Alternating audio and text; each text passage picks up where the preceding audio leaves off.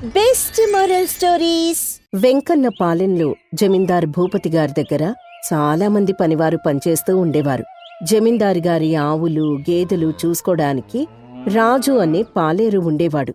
రాజు ప్రతిరోజు ఆవులు గేదెల పాలు తీసి జమీందారు గారికి కొన్ని, ఊర్లో కొంతమందికి ఇంకొన్ని సరఫరా చేయవలసి ఉండేది. కాని రాజు ఒట్టి సోమరిపోతూ పశువుల దగ్గర సరిగ్గా పనిచేయకుండా రోజు నిద్రిస్తూ ఉండేవాడు. రాజు భార్య సీతమ్మ తన భర్తను జమీందారు గారు పనిలోంచి తీసేస్తారేమో అనే భయంతో తన భర్త పని తను చేస్తూ తన భర్తను కాపాడుకొస్తూ ఉండేది. తన భర్తను సోమరితనం నుంచి బయటపడేయడానికి ఆమె ఎన్నో ప్రయత్నాలు చేస్తూ ఉండేది. కాని రాజు మాత్రం తనకున్న బద్ధకంతో సీతమ్మను కూడా ఇబ్బంది పెడుతూ ఉండేవాడు.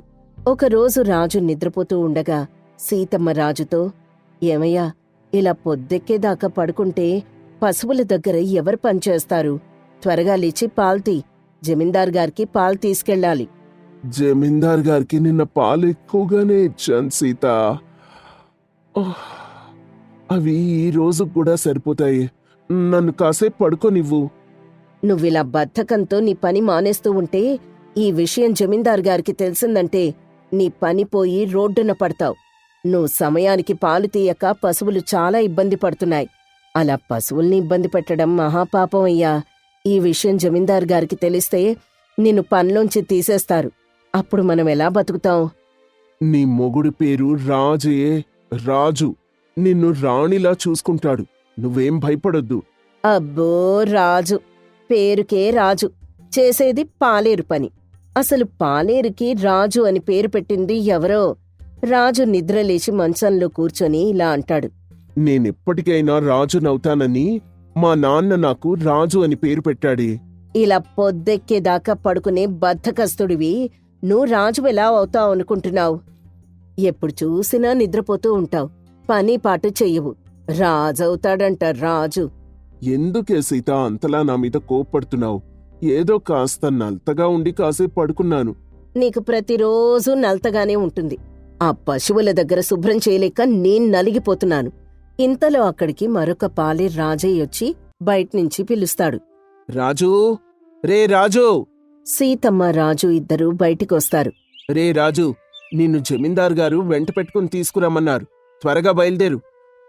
నేననుకున్నంత పని అయింది. నువ్వు బద్ధకంతో పశువుల దగ్గర పని సరిగ్గా చేయడం లేదని జమీందారు గారికి తెలిసినట్టుగా ఉంది. ఏం జరుగుతుందో ఏమో. రాజయ్య, జమీందార్ గారు నన్ను ఎందుకు రమ్మన్నారో నీకేమైనా తెలుసా? ఏవోరా, నాకు తెలీదు. ఈ రోజు ఉదయం నుంచి కూడా జమీందారు గారు చాలా కోపంగా ఉన్నారు. ఊర్లో నుంచి ఎవరో పాలల్లో నీళ్ళెక్కువ కలుపుతున్నారని సమాచారం ఇచ్చారు. అందుకేనేమో త్వరగా వెంట పెట్టుకు రమ్మన్నారు. అనుకున్నంత పనైందిరా దేవుడా. ఈయన పాలు సరిగ్గా తీయకుండా పాలల్లో నీళ్లు కలిపి ఊరంతా పోస్తున్నాడు. ఈ విషయం అయ్యగారికి తెలిసిపోయినట్టుంది. ఇంకేముంది, కొంప గంగలో కలిసిపోయింది. సీత, నువ్వేం కంగారు పడకు. అయ్యగారితో ఏం చెప్పాలో నాకు తెలుసులే. నేను వెళ్ళి అయ్యగారిని కలిసొస్తాను. నువ్వు కంగారు పడకుండా ఉండు అని రాజు రాజయ్యతో కలిసి జమీందారు భూపతి గారి దగ్గరికి బయలుదేరతాడు. కాని సీతమ్మ ఇంటి దగ్గర ఏం జరుగుతుందో అని కంగారు పడుతూనే ఉంటుంది. రాజు జమీందారు గారి దగ్గరికి వెళ్లి నమస్కారం చేస్తాడు. ఏరా రాజు, మన పశువుల కొట్టంలో ఏం జరుగుతోంది? మన కొట్టంలో అంతా బాగానే జరుగుతోంది అయ్యగారు.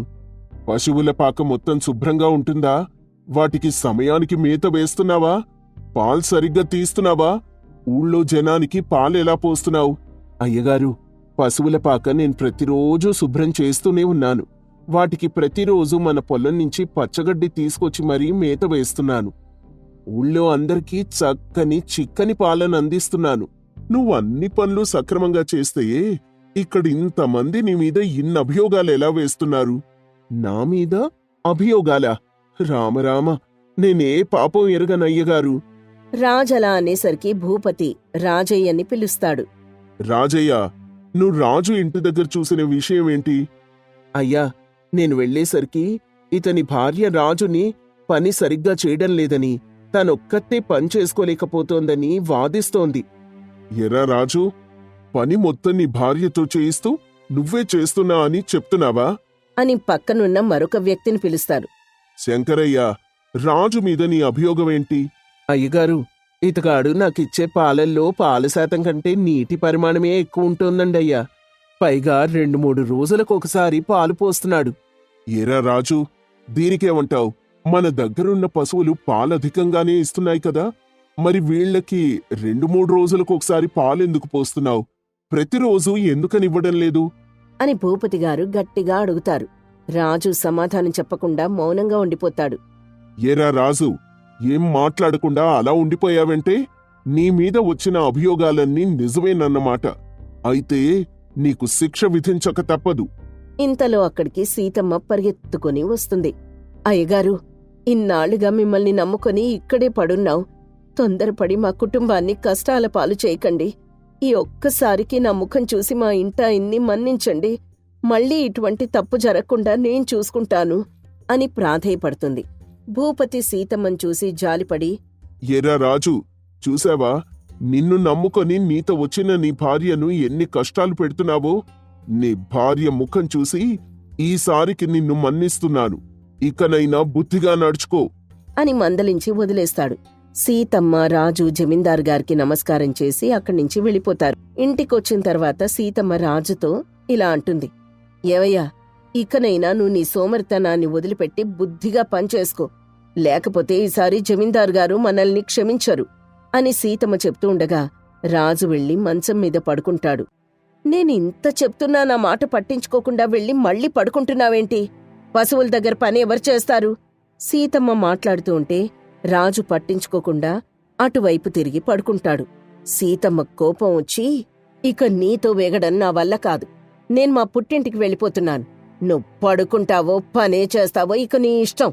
నేను వెళ్ళిపోతున్నాను అని సీతమ్మ ఇంట్లోంచి వెళ్ళిపోతుంది. రాజు తల పైకెత్తి అటు ఇటు చూసి మళ్ళీ పడుకుంటాడు. సీతమ్మ ఎలాగైనా రాజుకి బుద్ధి చెప్పాలని, తన సోమర్తనాన్ని వదిలించాలని ఒక ఉపాయాన్ని పన్నుతుంది.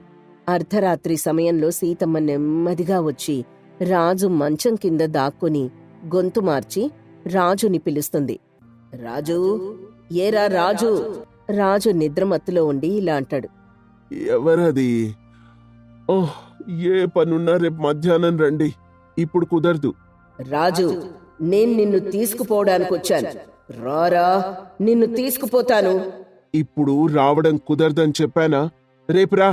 నేనొచ్చింది నిన్ను చంపి తీసుకుపోవడానికి.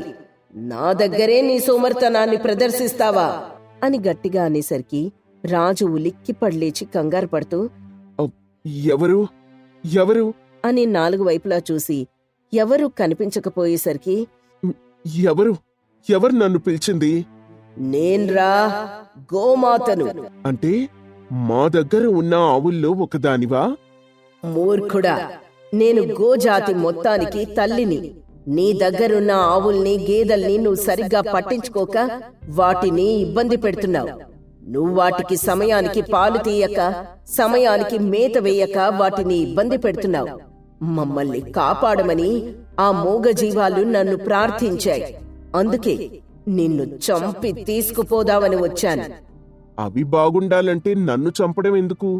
నీ సోమరితనం వల్ల వాటిని సరిగ్గా పట్టించుకోకుండా ఉన్నావు.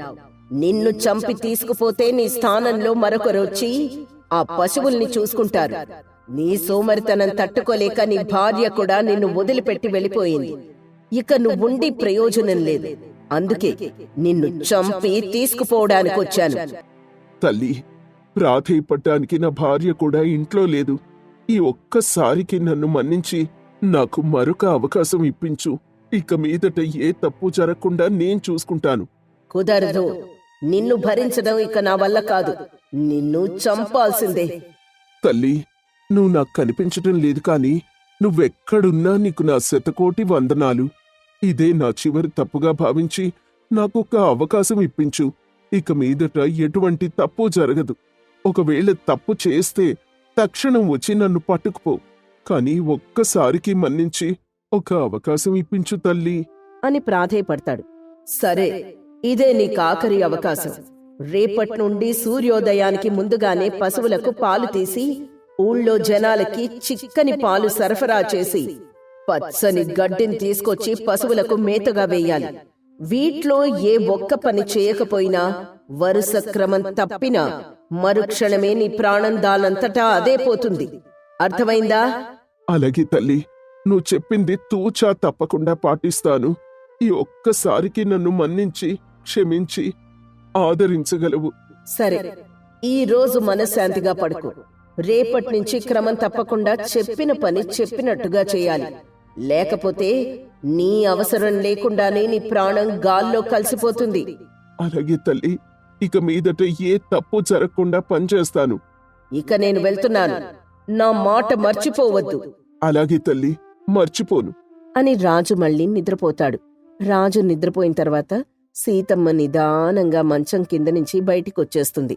మరుసటి రోజు ఉదయాన్నే రాజు నిద్రలేచి పశువుల పాలు తీసి ఊరి జనాలకు సరఫరా చేస్తాడు. తర్వాత పొలానికి వెళ్లి పచ్చగడ్డి కోసుకొచ్చి పశువులకు మేత వేసి పశువుల కొట్టం మొత్తాన్ని శుభ్రం చేస్తాడు. రాజు చేసే పనులన్నీ సీతమ్మ చాటుగా గమనించి అతనిలో వచ్చిన మార్పుకి సంతోషిస్తుంది. కొద్దిసేపటి తర్వాత సీతమ్మ రాజు దగ్గరకొచ్చి, నేను లేకపోయేసరికి పనులన్నీ నువ్వు ఒక్కడివే చాలా చక్కగా చేస్తున్నావన్నమాట. ఇక మీదట నువ్వున్నా కూడా ఈ పనులన్నీ నేనే చేస్తానే. ఏ, ఎందుకని? చెయ్యకపోతే చస్తాను కాబట్టి. ఏంటి ఏమన్నావయ్యా ఇప్పుడు? అబ్బే, అదేం లేదే. అంటే నేను ఈ పనులు చేయకపోతే నువ్వు నన్ను విడిచిపెట్టి వెళ్ళిపోతావు కదా, అప్పుడు నేను ఉండి కూడా చచ్చినట్టే కదా.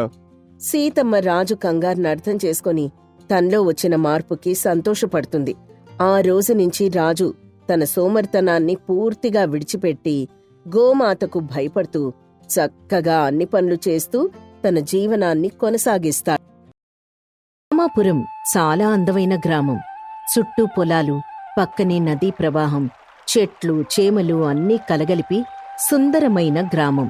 ఆ సంవత్సరం పంటలు బాగా పండటం వల్ల పంట పొలాలన్నీ చాలా అందంగా వయ్యారంగా ఊగుతూ ఉన్నాయి. అధికంగా పండిన పంట, ఊరంతా పండగ వాతావరణంతో ఆ ఊరి రైతుల ఆనందానికి అవధుల్లేకుండా పోయాయి. ఎప్పుడూ లేని విధంగా ఆ సంవత్సరం దిగుబడి ఎక్కువ వస్తుందని రైతులందరూ చాలా సంతోషంగా ఉన్నారు. ఏరా వెంకన్నా, ఏంటి సంగతి? ఈసారి పంట దిగుబడి బాగా ఉంది కదా, ఈసారైనా నీ కూతురు పెళ్లి చేస్తావా? ఇప్పటికే సంబంధం చూసేశాను. కోతలైన వెంటనే పెళ్లి ముహూర్తాలు పెట్టడమే. ఊరందర్నీ పిలిచి ఘనంగా పెళ్లి జరిపిస్తాను. మరి నీ సంగతేంటి? ఏముంది, ఈసారి నా ఇంటి పైకప్పు మార్చేస్తాను. ప్రతిసారి వర్షాల కారణంగా ఇల్లంతా కారుతూ ఇంట్లో వాళ్ళందరూ చాలా ఇబ్బందులు పడుతున్నారు. ఈసారికి ఇల్లు బాగు చేయిస్తా. అంతేగా మరి, పెద్దలు ఊరికే అనలేదు, ఇల్లు కట్టి చూడు, పెళ్లి చేసి చూడు అని. మనలాంటి వాళ్ళు ఏం చేయాలన్నా మన పంటలు బాగా పండితేనే చేయగలుగుతాం. బాగా చెప్పావు రామయ్య. మరి నువ్వేం చేద్దామనుకుంటున్నావు? నేనేం చేయాలన్నా ముందు నాకున్న అప్పులు తీరాలి. ఈ సంవత్సరం పంటతో నా అప్పులు మొత్తం తీర్చేస్తాను. దేవుడి దయ వల్ల ఈ సంవత్సరం పంటలు బాగా పండాయి. మన బాధలు మొత్తం తీరిపోతాయి. ఇంతలో అక్కడికి గోపి పరుగున వచ్చి, బాబాయ్, బాబాయ్, ఎగువ రాష్ట్రాల్లో వరదలంట. భారీగా వర్షాలు పడి నదులు పొంగి పొర్లుతున్నాయంట. అక్కడెక్కడో వర్షాలు పడి వరదలొస్తే మనకేంటి భయం? అవిక్కడికొచ్చేలోపు మనం మరొక పంట కూడా వేసేస్తాం. అయినా అక్కడెక్కడో వరదలొస్తే మనం ఇక్కడ భయపడాల్సిన అవసరం లేదు. అవిక్కడికొస్తాయా ఏంటి? సరే సరే, వెళ్ళి పనులు చూసుకోండి. గోపి, నువ్వు ఇలాంటి వార్తలు చదివి కంగారు పట్టం మానే, వెళ్ళి పని చూసుకో అని అందరూ ఎవరి పనికి వాళ్లు వెళ్ళిపోతారు. ఆ రోజు రాత్రి అందరూ సంతోషంగా పడుకుంటారు. అర్ధరాత్రి సమయంలో ఎవ్వరూ ఊహించని విధంగా ఎగువ రాష్ట్రాల్లో కురుస్తున్న వర్షాల కారణంగా నదులు పొంగి రామాపురం పక్కనున్న నదికి వరద విపరీతంగా ముంచుకొస్తుంది. అది గమనించని ఊరి రైతులు, ప్రజలు ప్రశాంతంగా నిద్రిస్తూ ఉండగా వరద కట్టలు తెంచుకొని పంట పొలాల్ని ముంచుకుంటూ ఊర్లోకి ప్రవహిస్తుంది. అర్ధరాత్రి సమయంలో ఏం జరుగుతుందో తెలియని స్థితిలో రామాపురం మొత్తం అతలాకుతలమైపోతుంది. తెల్లవారేసరికి ఊరంతా నీటితో మునిగిపోయి వరద ప్రవహిస్తూ ఉంటుంది. ఊర్లో నడుము లోతు నీరు పంట పొలాలు మొత్తం నీట మునిగి ఒక సముద్రాన్ని తలపిస్తూ ఉంటుంది. ఆ ఊరి జనానికి ముందు రోజు వరకు ఉన్న సంతోషం, ఆనందం మొత్తం వరదలో కొట్టుకుపోతాయి. తెల్లవారిన తర్వాత ఊర్లో జనం కొట్టుకుపోయిన వస్తువుల్ని వెతుక్కుంటూ ఉంటారు.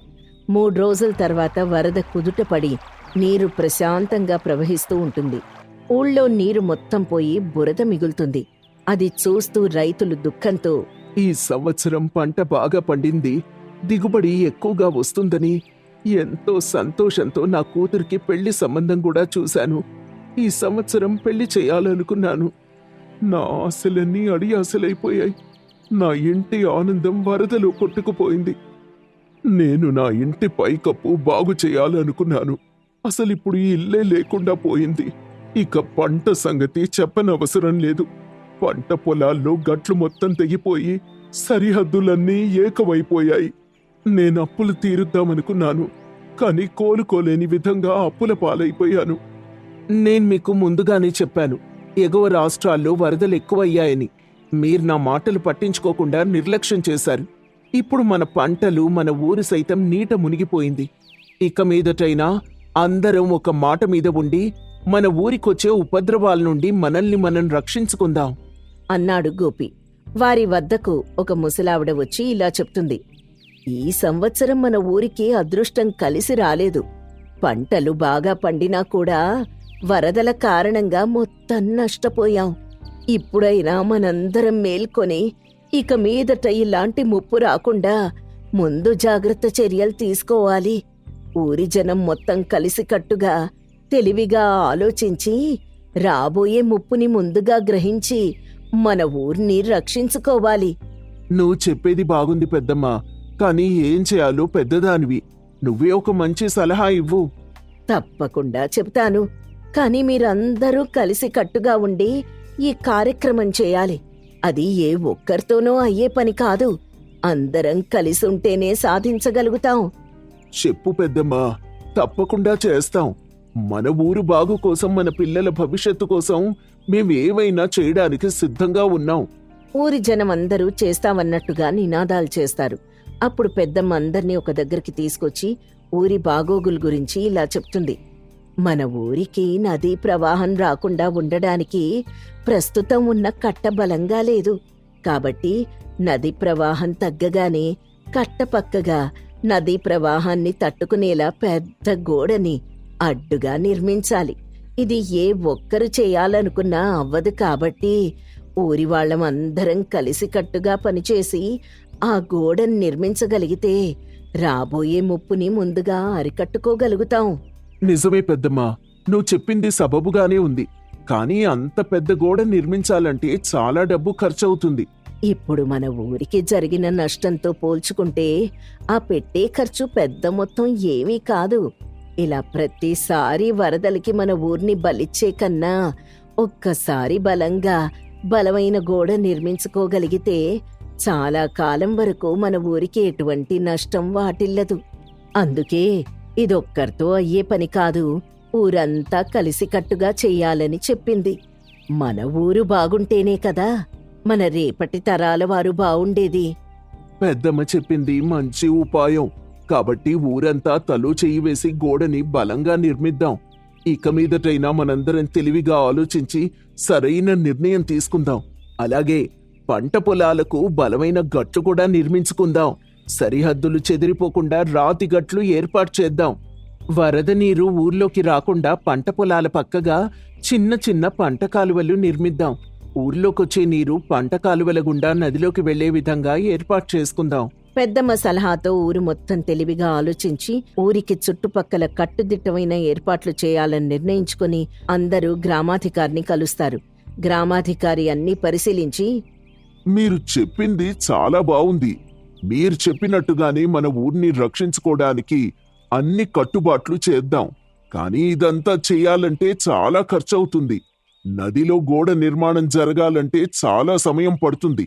కాబట్టి నదిలో గోడ నిర్మాణానికి కావలసిన అన్ని ఏర్పాట్లు ప్రభుత్వం ద్వారా జరిగేలా నేను మన జిల్లా అధికారితో మాట్లాడతాను.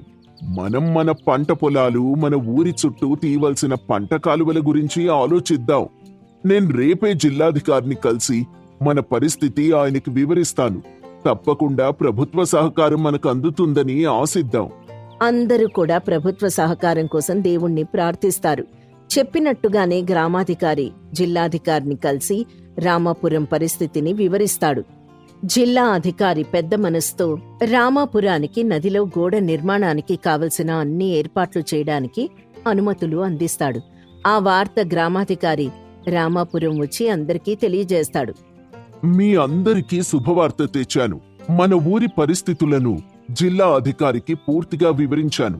ఆయన పెద్ద మనసుతో నదిలో గోడ నిర్మాణానికి కావలసిన అన్ని వసతుల్ని ప్రభుత్వం ద్వారా అందిస్తా అని నాకు మాటిచ్చారు. ప్రభుత్వం ద్వారా త్వరలోనే ఆ ఏర్పాట్లు జరుగుతాయి. ఈలోపు మనం మన ఊరికి కావలసిన మిగతా పనులని ప్రారంభిద్దాం. గ్రామ ప్రజలందరూ సంతోషపడతారు. ఊర్లో జరుగుతున్న మార్పులకు అందరూ ఆనందంగా ఉంటారు. అందరూ కలిసికట్టుగా పంట పొలాల్లో కట్టుదిట్టమైన రాతి గట్లని ఏర్పాటు చేసుకుంటారు.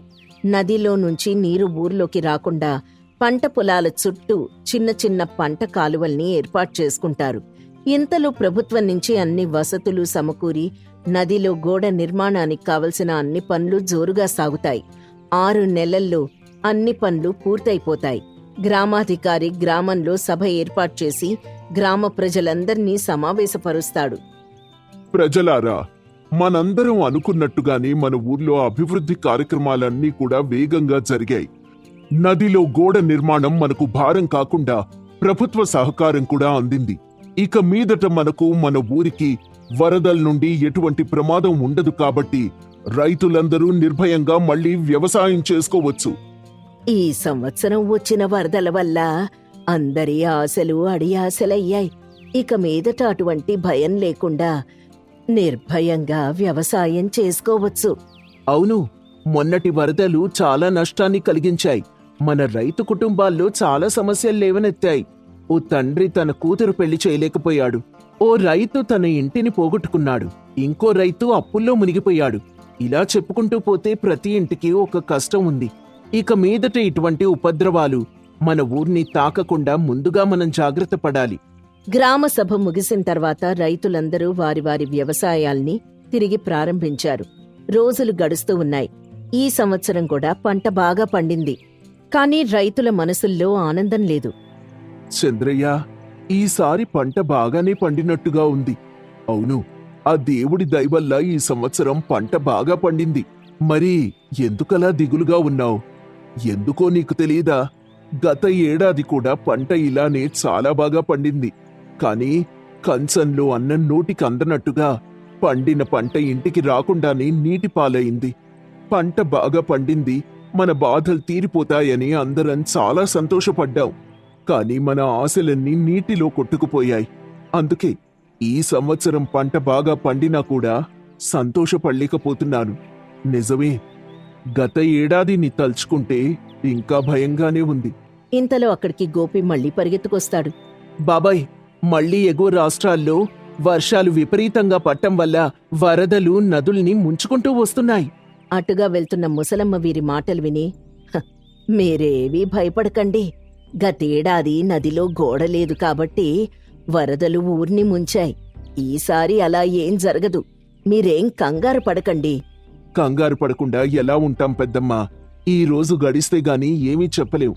నేను చెప్తున్నాను కదా, మీరేం భయపడకండి.